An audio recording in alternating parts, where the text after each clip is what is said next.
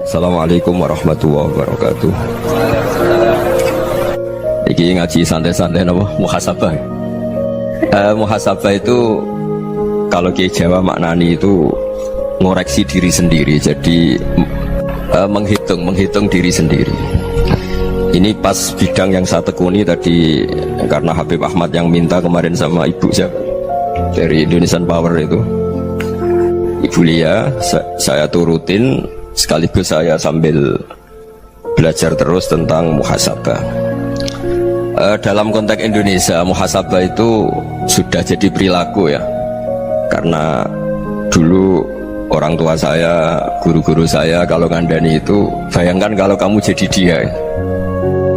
Jadi misalnya kita mentang-mentang atasan, otoriter sama bawahan, bayangkan kalau kamu jadi yang bawahan itu kayak apa? Laukun tamakanah, kalau orang Arab bilang, bayangkan kalau kamu di posisi dia. Makanya guyonannya orang-orang Indonesia itu kan orang ngaramkan judi gitu, bareng dikasih tahu, tapi yang menang anak jenengan, alhamdulillah. Ternyata ngaramkan itu karena ada anaknya, kalau anaknya yang menang ya seneng. Meskipun itu guyonan, tapi saya punya padanan itu dalam kitab Hikam. Nabi Ibrahim itu Khalilur Rahman, tentu bencinya minta ampun sama yang namanya maksiat. Suatu saat beliau diterbangkan di alam malakut. Itu kalau di Hikam saya halaman 15 juga. Saya masih ingat betul. Mungkin kalau Anda beda halaman karena beda cetakan. Setelah diterbangkan di alam malakut, diperlihatkan sama Allah, ada orang pezina, ada orang syaribul khomri, ada orang mabuk, ada orang macam-macam. Allah tanya sama Nabi Ibrahim, bagaimana pendapat kamu Ibrahim tentang mereka yang maksiat? Kata Nabi Ibrahim, ya Allah, habisi saja mereka. Mereka hidup di bumi engkau, makan rezeki engkau, kemudian mereka tidak taat sama engkau. Singkat cerita, di fase itu, saya ulang lagi, di fase itu Allah nurutin sampai sekian peristiwa, mungkin 3 atau 4. Sudah setelah sekian tahun Nabi Ibrahim lupa peristiwa itu, kemudian beliau diminta menyembelih anaknya. Ini versi kitab Hikam. Memang versinya banyak tentang kenapa Nabi Ibrahim disuruh menyembelih anaknya. Ketika mau menyembelih anaknya, Nabi Ibrahim ragu.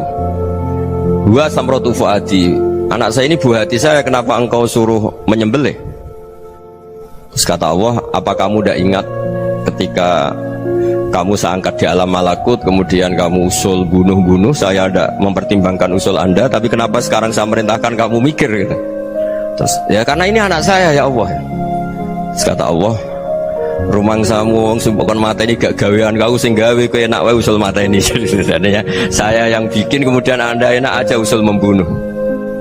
Semenjak itu Nabi Ibrahim itu di eranya itu asfaqun nas, orang paling sayang sama manusia. Karena kadang kita keras itu ya kebetulan tuh udah anak kita, ada keluarga kita. Cara orang Jawa itu kan gitu ya, kalau ada perempuan terus macak yang macam-macam pakai sepeda motor cowok, terus wah itu luput suwo, semoga-moga gini. Tapi setelah dikasih tahu, niku ponakane jenengan, semoga-moga selamat.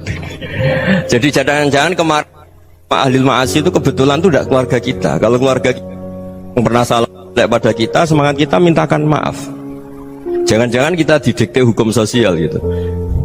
Jadi orang yang salah kebetulan tuh orang yang menservis kita, atau keluarga kita, atau orang dekat kita. Jangan-jangan semangat kita mintakan ampun. Tapi kalau sama orang lain kebetulan musuh kita, kita semangatnya minta itu kena adab. Nah ini yang nggak boleh dalam Islam. Islam mengajarkan niru Rasulullah SAW, Nabi itu rahmatal lil alamin. Bahkan kemarin saya ngaji virtual sama beberapa habaib, ada Habib Ali Al-Jufri dari Mesir, ya. Ada Habib Alwi dari Kuitang, ada Habib Nabil Al-Musawa. Dari sekian habaib itu saya masih ingat diantaranya yang didawuhkan rahmatan lil alamin itu ketika Nabi adzahu qaumuh, disakiti oleh kaumnya, dan itu mereka masih kafir semua. Itu mereka dapat doanya Nabi, Allah mahdi qaumi fa innahum la ya'lamun. Kayak apa baiknya Nabi, orang yang menyakiti, yang melukai, tapi Nabi masih berdoa, Allah mahdi qaumi fa innahum la ya'lamun. Sayyidina Umar dapat doanya Nabi itu ya khina kana kafiran, ketika masih kafir didoakan, Allahumma izzal Islam bi Umar. Itu ketika masih kafir. Itu pelajaran bagi kita bahwa yang sedang tidak cocok pun itu berdapat doa kita. Ya doa supaya kondisi kita baik. hari tambah baik. Karena agama ini saya berkali-kali bilang limangka nayarjuwa hawal yawmal akhir. Agama ini diperuntukkan bagi yang selalu punya harapan pada Allah Subhanahu wa taala. Saya cerita muhasabah ini tentang hubungan kita dengan Allah.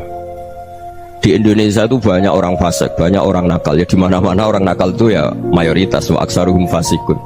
Ini berkahnya harapan. Mungkin saya kira nakal sok benda, mungkin saya kira sholat sok ben sholat, mungkin sekarang belum sakhok, belum dermawan, suatu saat dermawan. Barokahnya itu kefasikan ini dianggap sementara, sedang fasik, sedang tidak benar. Karena kiai-kiai kita, para guru-guru kita, para habaib utamanya itu mesti bilang semoga husnul khotimah.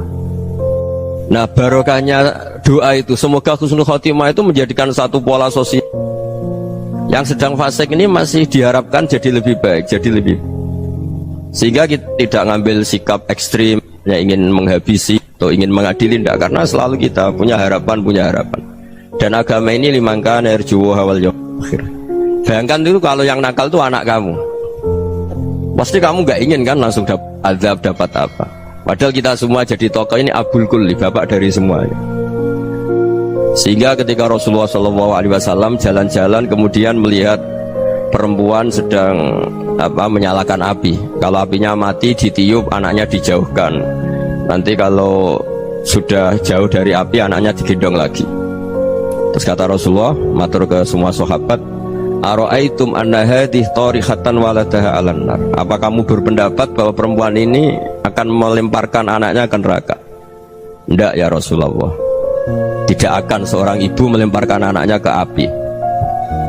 Terus kata Rasulullah, Allahu arhamu min hadih biwaladiha. Allah lebih rahman, lebih rahim dibanding orang tua ini kepada anaknya. Ini yang harus kita kenalkan terus, kita kampanyakan terus, supaya orang hubungannya dengan Allah itu nyaman, asik. Sehingga dengan demikian selalu ada harapan bahwa yang sedang nakal ini suatu saat tobat. Kita tidak boleh menghukumi pasti begini, pasti gini, itu tidak wilayah kita. Itu juga yang dicontohkan Rasulullah SAW. Secara lahir Nabi itu nggak berkenan sama Wahsy, karena Wahsy itu salahnya salah fatal, karena membunuh ahabban nasi ila Rasulillah, yaitu membunuh Sayyid Hamzah. Jadi ketika Wahsy tobat, Nabi itu terima tobatnya.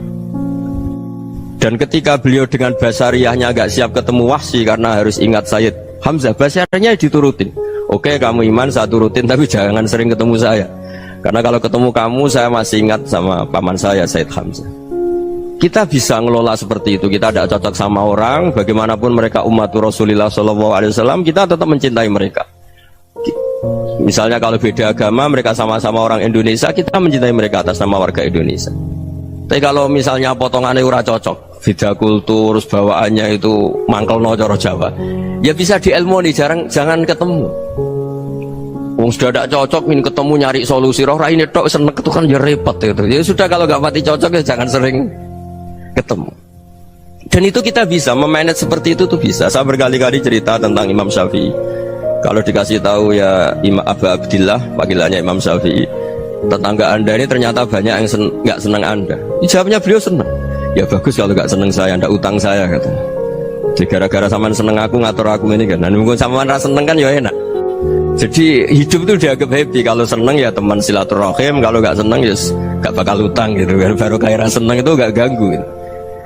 Jadi dulu itu orang bisa ngelola seneng tidak seneng itu bisa, karena ada kearifan hubungan dengan Allah Subhanahu wa ta'ala. Hidupnya selesai karena masyghul bidzikrillah, mereka sibuk dengan Allah. Makanya kata ulama-ulama tasawuf, kamu jangan melihat manusia perilakunya, tapi kamu juga harus ingat yang gerakkan semua itu Allah Subhanahu wa ta'ala. Dengan demikian kita farah, kita senang. Makanya Nabi kalau ngutus Anas bin Malik kemudian nggak kesampaian yang diinginkan karena Anas main, ketika garwa-garwani Nabi agak tersinggung, Nabi andaikan Allah menghendaki yang saya inginkan kesampaian, pasti itu kesampaian. Jadi dianggap kegagalan Anas gak manggil yang dituju Nabi itu ya kersane Allah, ya enteng saja. Sayyidina Ali lebih parah lagi yang dialamin. Itu dalam beliau kalau dipanggil itu gak cepet-cepet ke sana. Ketika ditanya, kenapa kamu tak panggil gak cepet ke saya? Amin tu ukubatak, karena aku tahu engkau orang baik. Orang baik itu pemaaf. Jadi makanya orang-orang soleh dulu itu bodoni itu. Makanya sekarang kalau ada orang bodoh itu mesti dibidik orang soleh. Kalau orang-orang soleh itu kakean husnudzon lagi sering dibodohin. Abdullah bin Umar itu masyhur itu. Kalau ada budaknya sering sholat, sergap sholat itu dimerdekakan. Akhirnya nggak sholat pun pura-pura sholat. Akhirnya juga dimerdekakan. Ketika ditanya kenapa engkau merdekakan, padahal mereka sholatnya menipu engkau, kata pembisik-pembisik itu. Man khoda'ana lillah in khoda'na lah. Dia nipu atas nama Allah, berarti saat tertipu juga atas nama Allah, gak masalah dong, semuanya demi Allah Subhanahu wa ta'ala. Jadi ketika kita ketemu mensifati Allah Ta'ala itu ghafir, Allah pemaaf. Jangan kamu gak fair untuk diri kamu nyifati Allah ghafir, pada orang lain Allah kamu sifati syadidul iqab. Jadi Allah kamu atur, kayak MC tadi ngatur saya. Jadi Allah itu apa? Kalau pada saya ghafir, kalau pada musuh saya syadidul iqab. Nah, itu tidak fair.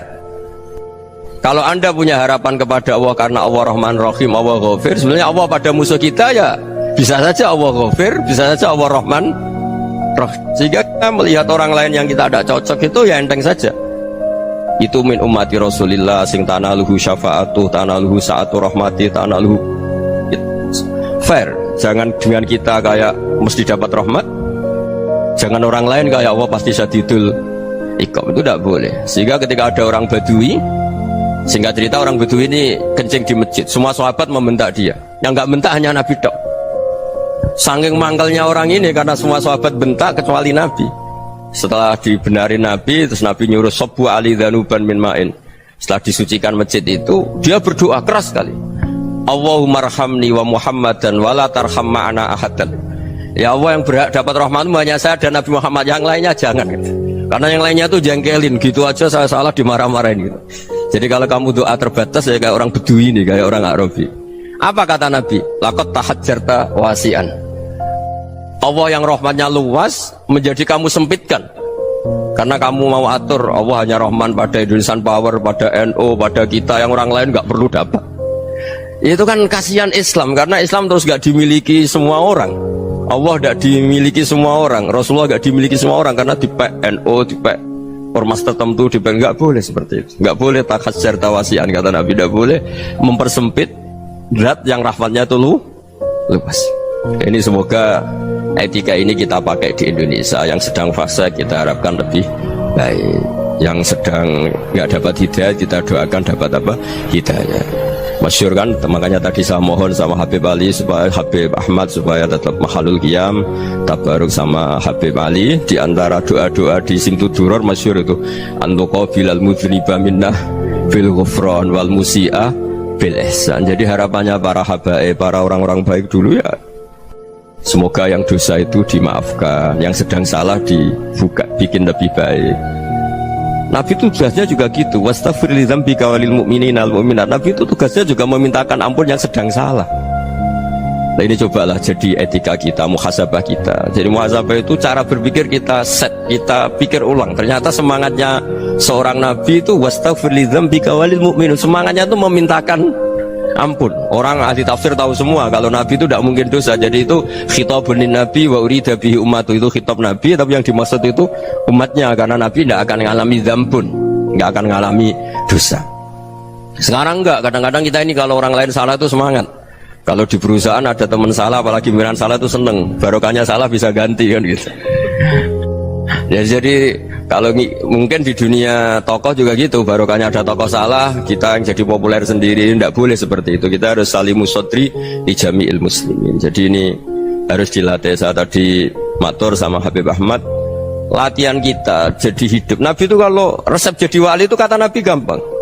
Kata Nabi, kalau kamu ingin disenangin Allah, ya sudah.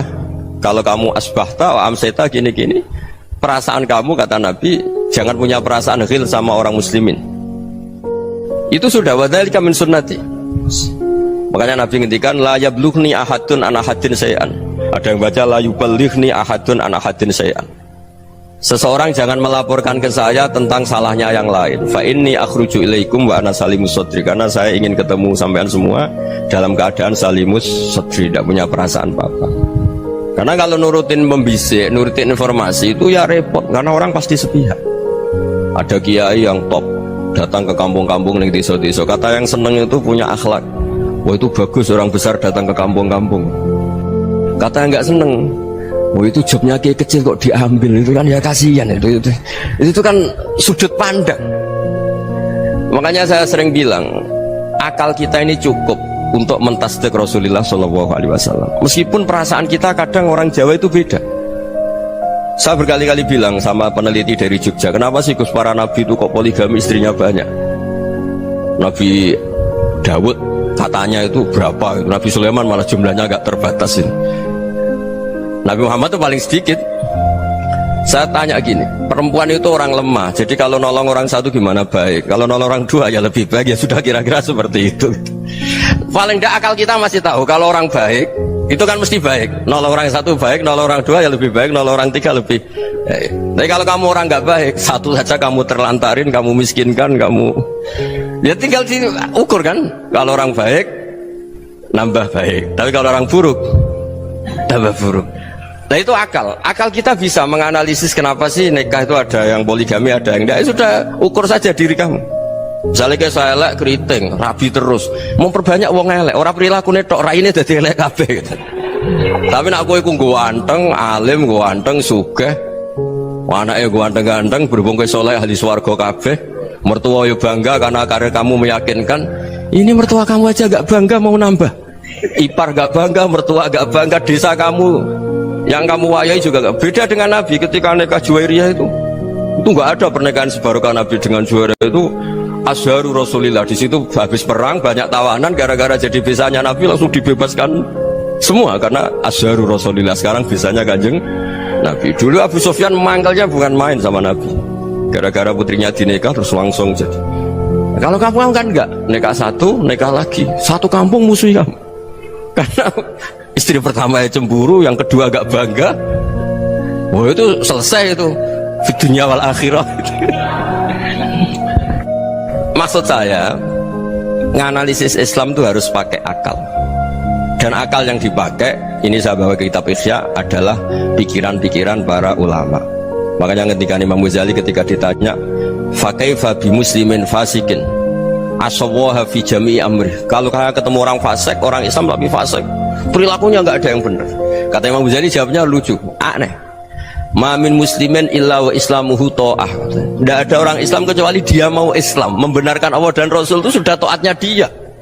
Kok kamu tidak bisa melihat taatnya dia? Dia pikirannya kan ini pemabuk, ini tukang apa. Tapi kata Imam Ghazali, sebenarnya kamu masih bisa berpikir positif. Ma min muslimin illa wa islamuhu ta'ah.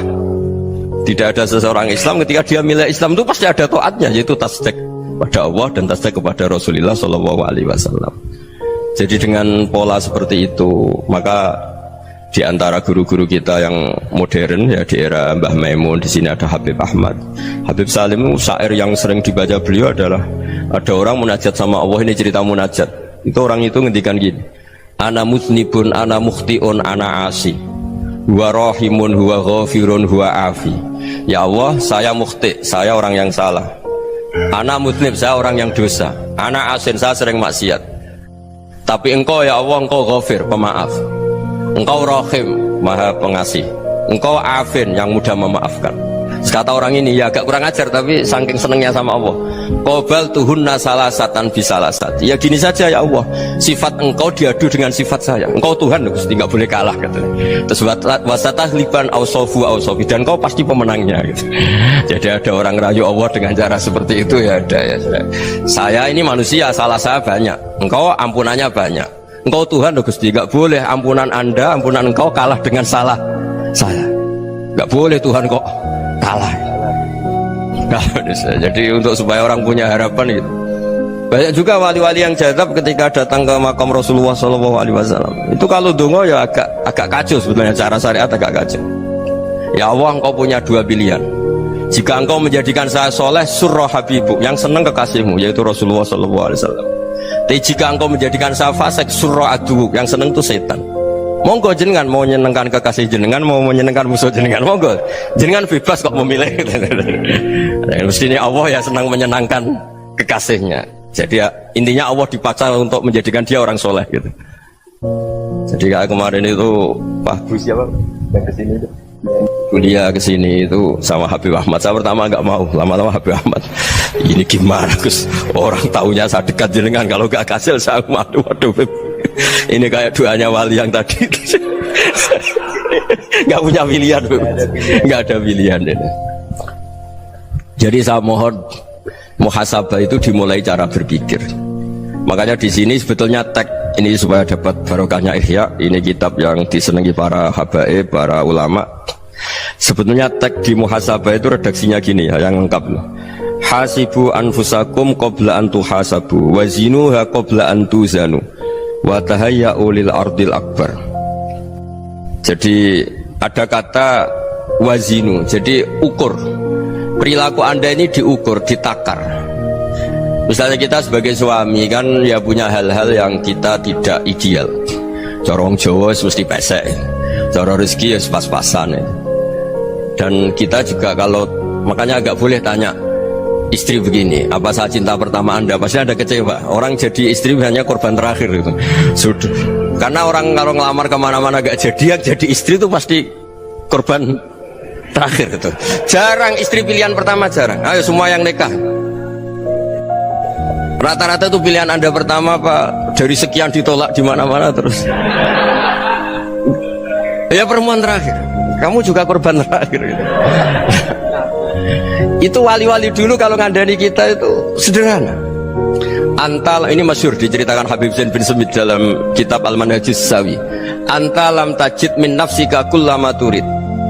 Fa kaifa turidu min ghairika kullama turid. Kamu yang ingin ideal saja, kamu tidak menemukan pada diri kamu untuk menjadi ideal. Kamu kan ingin ganteng, ingin punya uang banyak, ingin perilaku Anda sempurna. Anda saja yang punya keinginan tidak bisa mewujudkan keinginan Anda sendiri. Fakaifa turidu min ghairika ma turid. Jadi antalam tajid min nafsika kullama turid. Fakaifa turidu min ghairika kullama turid. Kamu yang punya keinginan saja. Misalnya saya ingin punya uang banyak, perilaku saya selalu benar, gak pernah salah. Loh, saya yang ingin saja dengan diri saya gak bisa untuk benar terus. Kok kamu berharap orang lain selalu benar? Jadi antalam tajid ya sama. Kalau kamu menuntut istri kamu itu ramah, neriman, apa kamu neriman sama wajah istri Anda gitu? Engkau ya pola neng dindi jajaki sana jajaki sini, kamu sendiri tidak tahu apa. Jadi itu nasihat yang luar biasa. Antalam tajid min nafsika kullama turid, fa kaifa turidu min ghairika kullama turid. Kamu mau menghormati semua orang? Tidak mau kan? Kemudian Anda berharap semua orang menghormati kamu. Tidak ingin kan orang lain semua menghujat kamu, sementara kamu enak aja menghujat orang lain. Makanya Rasulullah SAW luar biasa ketika bikin kaidah sosial, apa la yu'minu ahadukum hatta yuhibba li akhihi ma yuhibbu li nafsi. Jadi kalau ukuran iman itu sederhana. Kalau sesuatu itu baik, nyaman bagi Anda ya bayangkan itu pada teman Anda. Misalnya Anda bangun tidur sudah acak-acakan, gak punya uang, utang jatuh tempo, kan gak ingin ketemu orang. Ya kamu jangan bertamu ke jenis ini, karena kalau dengan kamu yang alami juga gak siap ketemu orang. Makanya ada Habib Alim itu dilapuri sama seseorang. Beb, dulu teman saya itu ketika saya kaya itu sering main ke saya. Setelah saya miskin, mereka tidak main ke saya. Kata Habib itu bagus, sunnah Allah begitu itu bagus. Coba kalau kamu dulu kaya, teman kamu main kan kamu gaya, di rumah ada makanan, bisa hormat tamu. Setelah kamu miskin jadi buruh manol di pasar atau buruh bikin boto, teman kamu datang, malu enggak kamu? Mendingan enggak datang gitu. Akhirnya baru, oh ya alhamdulillah kalau gitu. Loh iya kan dulu teman kita datang, kita ada Alphard, istri cantik, rumah bagus. Lah kita miskin, buruhnya orang pas dibentak-bentak, teman kamu udah datang.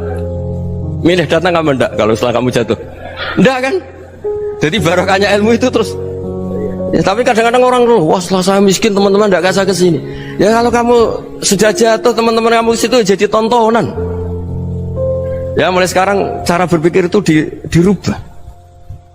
Dulu yang namanya kiai itu kalau diundang orang itu ya agak-agak senang. Semenjak saya itu agak rubah. Mengundang kiai, ngatur kiai itu tak haram-haramkan ya ada lumayan lah, sekarang itu sudah mulai agak beretika. Dulu itu ngundang tuh tanggalnya ditentukan, jamnya ditentukan. Enggak mikir apa kiai saat itu nganggur, enggak. Punya wadifah, enggak. Dia milih tanggal yang dia nganggur, enggak mikir pas itu kiainya nganggur apa. Enggak. Ya saya hanya cerita aja, kamu tersinggung ya monggo, boten nggih monggo itu kan. Jadi saya mohonlah supaya tadi saya juga matur ke Habib Ahmad. Jadi untuk orang merasa ikut sunnah Rasul itu gampang sekali kata Sayyid Muhammad. Dulu Nabi berpakaian ala daerahnya. Kalau mikot ya pakai mikotu baladi. Karena Nabi orang Madinah dan beliau berdomisili di Madinah, ya misalnya mikotnya dari Bir Ali misalnya. Tapi kalau anda orang kawasan Tanim mau umroh ya dari Tanim. Misalnya kawasan Jirona ya dari Jirona. Artinya apa? Kamu ngambil mikot karena Nabi mikot misalnya dari Bir Ali, bukan berarti kamu harus seperti Nabi di Bir Ali. Kamu orang Mekah, misalnya kamu orang Tanim, orang ya harus dari mikot apa? Baladi. Sama, makanya di fikih-fikih itu kalau tahnik anak Nabi orang Arab, halawiyatnya kurma ya kurma. Kalau orang Jawa sedegan, semua bodoh-bodoh. Ya bodoh-bodoh manis. Jadi ini tabaruk sama Sayyid Muhammad, ini ada murid beliau Habib Ahmad, saya baca supaya orang itu merasa ikut Nabi itu gampang sekali. Ini saya baca ya di halaman tadi disaksikan Habib Ahmad 433 di kitab apa ini? Manhajus Salaf fi Fahmin Nusus. Itu kata Sayyid Muhammad, wa kanat sunnatu Rasulillah annahu yat'amu ma yajiduhu fi ardi wa yalbasu ma yajidu wa yarkabu ma yajidu mimma abahu Allah ta'ala. Faman istamala ma yajiduhu fi ardi fa huwa al-muttabi' lis sunnah. Kama annahu hajjal baita min madinati. Faman hajjal baita min madinati nafsihi fa huwa al-muttabi' lis sunnah wa illam takun hadhil madinatu tilka. Jadi intinya misalnya Nabi dulu itu ngasih sedekah kepada fakir miskin ya pakai dinar, dirham. Ya kalau orang misalnya sedekah pakai rupiah ya sudah ikut sunnah Nabi. Jangan, lu Nabi pakai dinar loh, kamu kok pakai rupiah. Dulu dinarnya Nabi udah ada tulisannya Bank Indonesia, kamu ada tulisannya Bank. Ya udah ada seperti itu. Ya jadi misalnya Nabi sedekah pakai tamar atau pakai al-aqid, ya kita pakai beras, pakai apa. Supaya orang tuh bahwa Rasulullah itu milik kafatal linnas, milik semuanya, sehingga merasa ikut sunnah Nabi itu ya semuanya. Makanya dulu Mbah Mun kalau motivasi saya supaya bombong, kalau orang Jawa bilang bombong, wong Jawa mesti ono wong alim. Beliau menyontohkan mas itu Mbah Fadol, Senori, Mbah Ihsan Jambes itu bisa ngarang-ngarang kitab luar biasa, padahal beliau bukan orang Arab. Imam Sibawai itu orang Persia, Imam Ghazali orang Tus itu juga ikut Persia. Kata Mbah Mun, wong sing ora Arab lah mesti untuk jatah alim kata beliau, karena Nabi itu diutus kafatal linnas. Nanti kalau orang yang alim itu Arab tok berarti tidak ada perwakilan dari Afrika, dari Asia Tenggara, dari mana-mana. Makanya karena Nabi statusnya itu kafatal linnas. Jadi kita harus bangga sebagai Muslim, sebagai orang Indonesia, karena misalnya Wali Kutub dulu terkenalnya hanya ada di Yaman, di mana. Ternyata pernah ada juga di Indonesia, dan seperti Habib Abu Bakar Segaf Gresik. Jadi ya akhirnya kan tetap orang Indonesia, meskipun beliau dzurriyyah Rasul kan ya sudah orang apa? Orang Indonesia. Dzurriyyahnya Habib Ali Sentuduror sekarang di Solo. Jadi Indonesia juga dapat Alawin banyak, dari Sadatin Al-Alawin juga banyak. Jadi saya mohon barokahnya ngaji seperti ini. Melihat orang lain tuh gampang, bayangkan tuh kalau anak kamu. Makanya Nabi, nanti kalau nggak percaya lihat di Hikam nomor 15 di kitab saya itu. Di situ dijelaskan oleh Hikam, jangan-jangan semangat Anda pada orang yang maksiat, pada orang yang keliru supaya dihukum itu karena kebetulan itu udah anak Anda, itu udah keluarga Anda. Coba kalau itu keluarga Anda. Makanya kalau saya guyonan di Jogja itu ada pembantu mecahkan piring terus dimarahi majikannya, saya mesti guyon gitu, pasti itu pembantunya tidak cantik. Kok bisa Gus? Andai kan cantik dan kamu senang mecahno piring satu, piring saya ra iso ngamuk. Ternyata ngamuknya itu karena mecahkan piring apa karena plus tidak cantik? Coba jawab para lelaki nih. Kamu marah sama orang maksiat tuh karena maksiat, karena plus itu udah anak Anda. Bayangkan kalau itu anak Anda. Itu hebatnya Rasulullah SAW. Karena kita yang salah pun kadung umatnya, Nabi tetap ngasih fasilitas syafaati li ahlil kabair min ummati. Kayak apa baiknya Nabi? Nggak ikut maksiat tapi ikut fasilitasi ngasih syafaat. Loh kalau li ahlil ibadah kan wajar, Nabi ketika ini syafaati li ahlil kabair min ummati. Ya karena tadi logika yang dibangun Rasulullah itu logika yang luar biasa. Kita semangat orang lain kena hukuman itu karena kita tidak punya rofah, tidak punya rohmah. Coba kalau Rasulullah yang bil mukminina raufur Rahim. Semangatnya itu mendoakan supaya tobat, mendoakan diampuni. Dan itu juga yang diperintahkan oleh Allah Subhanahu wa taala, wastaghfir li dzambika walil mu'minina wal mu'minat. Ya semoga barokahnya ngaji ini, barokahnya Habib Ahmad, barokahnya Maulid Simtud Duror, barokahnya semua kitab Madaih, Tiba Berjanji semuanya, barokahnya Ikhya, barokahnya Said Muhammad, barokahnya guru kita semua, Mbah Maimun, bapak saya. Kita ini ngikuti manhaj, ya, ngikuti apa? Manhaj. Saya sering didhawuhi Mbah Mun, kenapa ihdinas siratal mustaqim bukan siratoka, bukan jalan engkau ya Allah? Karena Allah itu nggak bisa kamu tiru. Allah itu tidak tidur, tidak makan, tidak kesel, tidak capek. Yang bisa ditiru itu siratal ladzina an'amta alaihim. Yang bisa ditiru manusia ya niru manusia. Karena Allah itu tidak bisa ditiru. Makanya ihdinas siratal mustaqim siratal ladzina. Dan niru siapa? Niru guru-guru kita. Termasuk niru cara pandang. Jadi misalnya ada orang awam di rumah itu hanya delok reng, delok tikus liwat, itu kan kayak nganggur. Kok ora tahajud malah mendelok reng. Melihatnya jangan gitu. Huwa tarokal ma'asiyah. Dia di rumahnya tidak dugem, tidak kemana-mana. Dia berarti malam itu tarkul ma'asi. Tidak nyopet, tidak garong, tidak ke tempat maksiat. Susahnya apa sih husnudzon? Jadi jangan lihat huwa tarkut tahajud, huwa tarokat tahajud, wa taroka qiyamal lail. Oke ya, namanya orang begitu ya tidak tahajud, tidak qiyamul lail. Tapi susahnya apa sih kamu bilang huwa tarokal ma'asiyah? Dia juga meninggalkan maksiat, dan tarkul maksiat itu ibadah. Supaya orang tuh gampang lah husnudzon sama orang muslim. Ini orang mukmin, orang yang luar biasa. Di mata Allah itu orang yang luar biasa. Kayak tadi Imam Ghazali, kalau saya ketemu orang muslim kemudian dia tidak pernah baik, gimana? Kata Imam Ghazali, ma min muslimin illa wa islamuhu ta'ah. Tidak ada orang Islam ketika dia mentasbihkan Allah dan Rasulullah, berarti dia juga punya taat. Ya ini latihan saja, sing iso nglakoni Habib Ahmad kula namung cerita mawon. Kula cerita secara akademik, saya punya kitab, saya baca, dan alhamdulillah kita paham barokahnya para guru. Dan supaya terbiasalah sebaik-baiknya ibadah husnudzon billah wa husnudzon bil mu'minin. Soal tidak cocok ya diilmoni tadi ya, namanya nggak cocok ya jangan sering ketemu. Seperti Rasulullah SAW, beliau karena sangat mencintai Said Hamzah, ketemu orang yang pernah begitu sama Said Hamzah, ya beliau secara basyariah tidak siap. Tapi beliau secara cara bahasa sekarang, secara profesional, kalau beliau seorang nabi dan harus menerima tobatnya siapapun ya diterima. Saya meskipun dengan AB gak cocok karena dia begini-begini sama saya, tapi saya ingat dia sholat, dia baca sholawat, dia mencintai Rasulullah, ya kita hormat. Ya soal gak cocok ya di manage tadi ya, zurhiban tasdid khubban. Kalau gak pati cocok ya jangan sering ketemu, bawaannya enak nanti. Jadi ya semuanya itu diilmoni lah.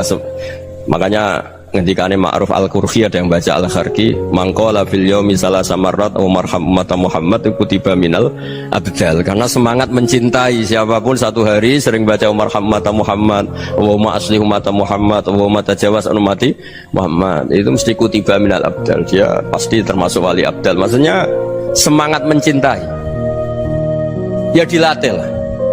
Misalnya Indonesia Power atau PLN, andai kan tidak ada PLN tuh kayak apa? Orang nggak bisa ngaji, tidak bisa aktivitas. Ya barokahnya ada PLN, barokahnya jasanya. Kita sadar, tidak semua kebaikan kita ini memenuhi keinginan orang banyak. Gitu. Orang banyak ingin listrik, ingin saluran apa, dan itu kadang yang mewujudkan orang lain atau kelompok lain. Ya karena itu manfaat ke orang lain ya kita doakan. Karena khairunas anfa'uhum linnas. Sehingga kita terbiasalah ngakui orang lain. Seperti semangatnya Rasulullah SAW, semuanya itu didoakan, semuanya diinginkan kebaikannya. Bahkan Nabi gak putus asa sampai di akhirat. Ketika Nabi lain sudah putus asa karena sudah akhirat, sampai dimintai syafaat semuanya bilang nafsi nafsi, karena merasa semuanya gak punya nyali di depan Allah. Karena ini sudah akhirat, sudah finish. Tapi apa Rasulullah? Analah, ya sudah saya sanggup mensyafaati kalian. Terus kata Nabi, fa'atiyal arsya, saya mendatangi aras, fa'akhirru lahu sajidan, saya sujud, wa ahmaduhu bima hamida allamaniha rabbi. Kemudian saya tetap muji Allah dengan pujian yang terus menerus. Padahal sudah di akhirat, sudah finish. Nabi dimintai syafaat masih sanggup, karena Nabi tahu akhirat tidak bisa mendikte Allah, tidak bisa. Allah terus bilang, ya Allah ini akhirat, engkau sudah tidak boleh mensyafaat, tidak bisa. Allah tidak bisa diganggu akhirat, Allah tidak boleh dibatalkan rahmannya oleh akhirat. Allah tetap Rahman Rahim abadal abad, dan Nabi tahu itu. Makanya kata para ulama, fa Muhammadun ahmadu min ghairihi. Jadi Nabi Muhammad namanya dua yang terkenal. Sebenarnya banyak yang terkenal dua, Muhammad sama Ahmad. Ketika Nabi punya nyali memuji Allah di akhir akhirat atau sudah ada akhirat itu fa Muhammadun ahmadu min ghairi, ketika Nabi lain sudah tidak punya nyali muji Allah karena sudah akhirat, Nabi Muhammad tetap berani muji Allah di saat seperti itu. Makanya ahmadu di situ kata ulama itu af'al tafdil, fa Muhammadun ahmadu min ghairi. Kanjeng Nabi lebih memuji Allah di saat yang Nabi lain sudah tidak punya nyali untuk muji Allah di saat itu. Makanya kata Nabi fa akhiru lahu sajidan wa ahmaduhu bi mahamida 'allamaniha rabbi. Akhirnya setelah lama gitu terus Allah ngendikan ya Muhammad irfa' ra'sak wasal tu'tah wasfa' tusyaffa. Sudah Muhammad, angkat kepala kamu, kamu minta apa saya turutin, dan kalau kamu ingin mensyafaati umatmu saya beri hak apa? Syafaat. Nah, semoga semangat itu juga menjadikan kita munajat bahwa rahmat Allah tidak terbatas, harapan juga tidak terbatas. Mungkin yang sedang nakal ya kita katakan sedang, jangan terus kamu pastikan wah ini mesti su'ul khotimah, mesti tidak orang baik. Tidak, agama ini liman kana yarjuha wal yaumal akhir, selalu bagi yang punya harapan. Ya, mugi-mugi dapat barokah semua. Mantu dengan kata wassalamualaikum warahmatullahi wabarakatuh.